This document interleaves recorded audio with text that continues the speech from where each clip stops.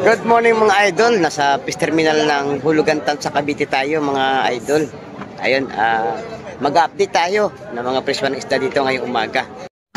Ang hipog po ni Idol Joseph ay 850. Sa bulik doon? 650. Magkano ang kilo idol? 200 lang. 200 na lang sa isdang loro. Napakaganda. At saka colorful. Iwa, oh. Napili lang sa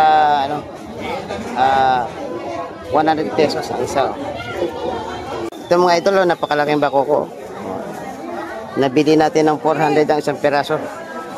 Nasa kulang-kulang 3 kilo mga idol.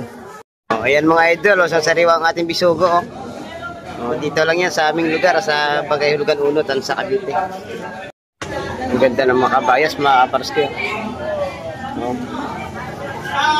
Quality ang ating mga isdang kabayas ngayong umaga. 250 na lang ang kilo mga idol. Press na press.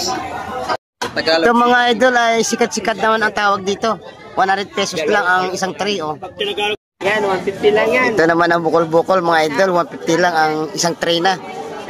Dito idol ang Malabanos, binibenta na lang ng 100 pesos ang isang piraso. 450. Yan, 450 ang kilo sa mga lapo-lapo. Magkano ang tumpukan doon? 120 lang. 120. Pwede makuha sa 100 pag tumawad. Ayun.